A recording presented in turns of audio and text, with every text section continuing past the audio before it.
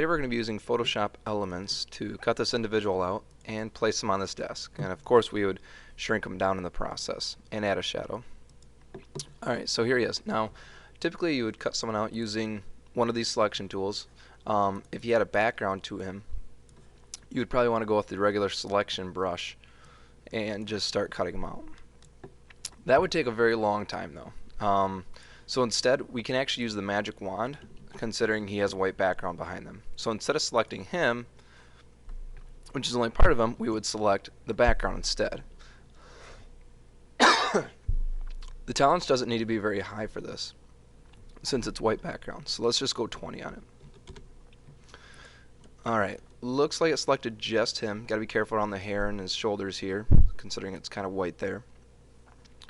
Looks pretty good. Okay, now actually what it did is, if I copy this now and try to bring it in this other picture, you can see it did everything but him. So what we need to do is actually go to select, inverse. So right now I've made a selection and I want the opposite, so I go inverse. Now you can see the dancing ants are only around him. That means I have him selected. Alright, so I'm going to, before I hit copy though, let me just show you what it looks like. I'll copy and paste him into this desk. But you'll see that if I zoom in though and look at his legs here, it's got this white outline. It won't look very good if it was like that. So let's go back to our man here. What we want to do is in the select, you can actually go to modify and contract. And what this will do is it'll take pixels off the edge. So you don't want that little bit of glow. So I'm going to say 5 pixels. It's going to contract it. It's going to make it smaller. Alright, there we go. Maybe that was a little too much. Yeah, that was. If I look along his leg, I just want to get rid of that blur on the edge. So let's try that again. Let's just do 4 instead. Alright, there we go. And now let's copy him out. And when I go to this desk here, let me zoom out a little bit, I'll paste him in. Now he's much too large. One thing I do want to point out though is you can see him right here on the back. Here's the layers panel, and we have him and then the background as well. You can turn him on and off and whatnot. Okay, so to resize them, I'm going to grab the corner, and I can, of course, shrink them like this. But if I hold Shift, it's going to maintain his proportions, and that's important. So I'm just going to shrink him down a little bit, and I kind of want him standing on the notepad. You can see the background is blurry, and so is the foreground.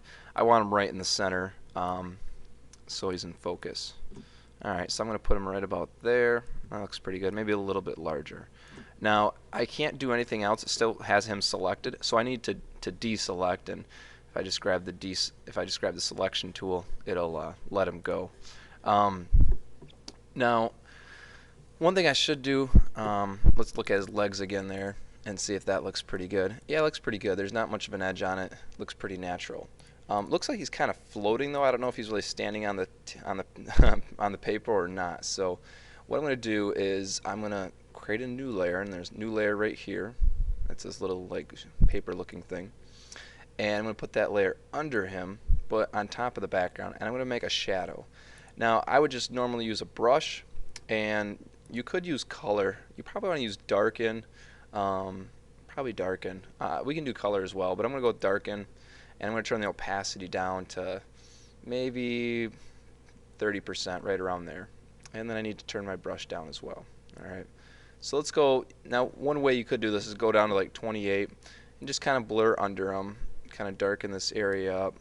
But you see it's kind of turning like a greenish color. I don't think I want that, so I'm going to go ahead and use the coloring tool. Make the brush a little bigger. I'll try around 50. And I'll just kind of make it, oh, that's why it's turning green. It's not the paper. I have green selected over here. I need to select my color, and of course I just want black. Alright, there you go. Let me try that now. So you could just have this like little dark area right here, just kind of this shadow that kind of looks, it doesn't look bad. I think a better way to do this is you want to look at the other shadows in the picture, and you see these kind of shadows, they're kind of a hard shadow under the paper as well.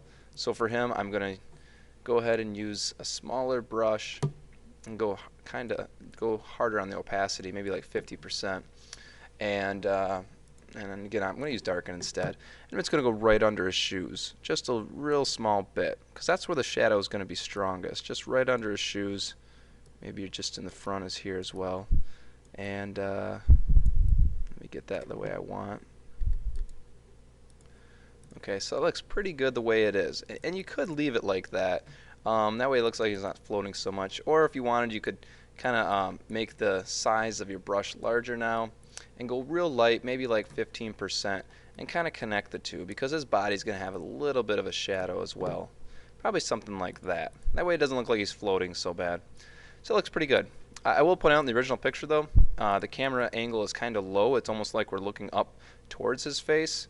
And in the desk picture, we're kind of looking down. So what I would do is I'd probably change his proportions a little bit. So what I'm going to do is I'm going to select him with the selection tool here. And if I go to the corner, I want to kind of make him bigger in a way, but I only want to do part of him. So let's back up here a second. Oop. And I'm going to hold down Control and grab the corner. And I actually want to make him a little wider at the top, so you can kind of change how people look in this program. I'm just going to make him a little bit wider though. Alright, so here's the original size. I'm just going to go a little bit wider towards the top, maybe just a couple pixels.